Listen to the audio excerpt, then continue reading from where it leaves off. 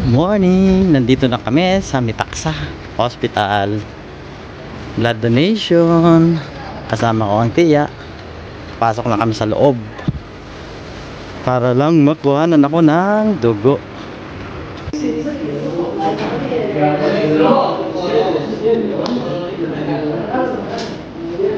Ang tiyo ay nakasalang na for blood donation. Relax.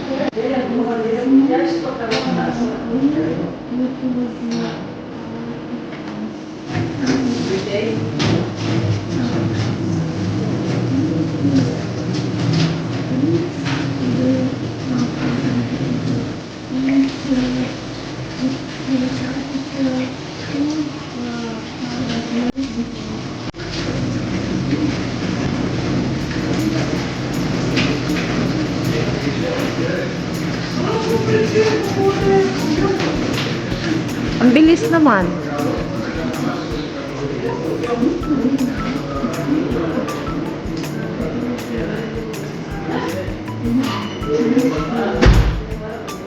Because after 4 years,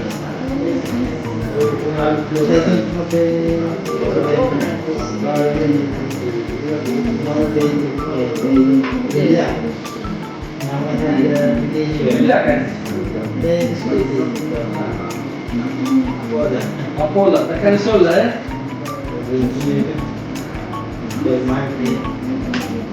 O dei gas, o dei gomos, perché il sole dei gas,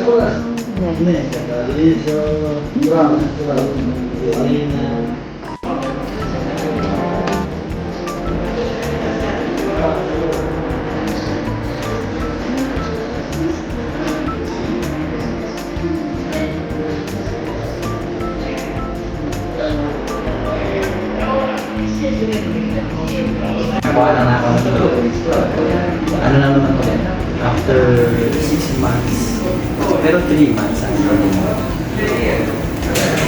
Every 3 months, pwede ka mag-donate ng ano yun? 400 ml. Kumbaga, parang kalahating kilo. So, papahinga lang ako na 30 minutes. Yung tubig at juice.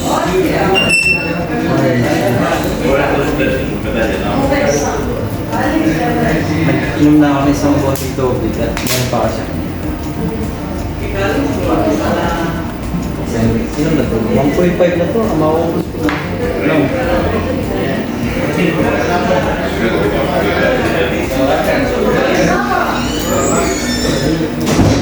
Pineapple po. Pero sa mga sa Greece, yung kababayan ko dito, tayo naman kayo at bakante kayo.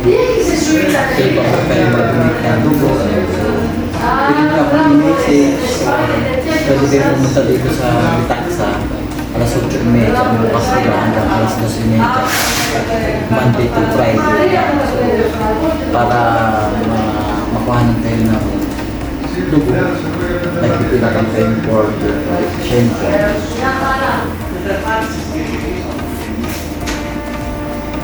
Ganito. Ito yung Greek. Pero yung pinila pang kanina, English naman. I-interview kayo ng doctor, tatanungin kung ano gawin nyo. Tapos, pag okay naman yung blood pressure nyo, saka yung hemoglobin nyo, isalang na kayo dun sa religion tayo ng Korea. Bubuhanan ako ng dugo. Yun.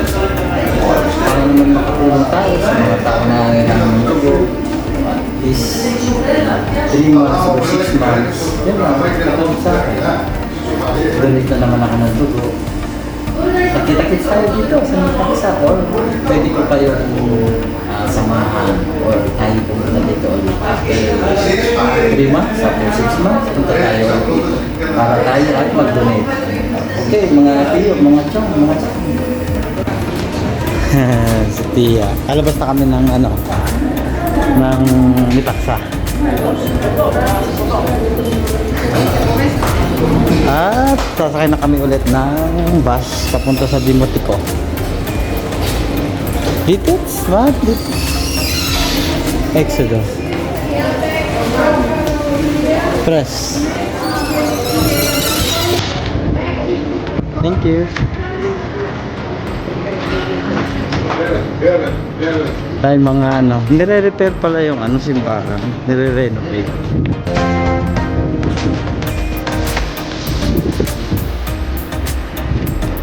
Ito yung entrance ng hospital.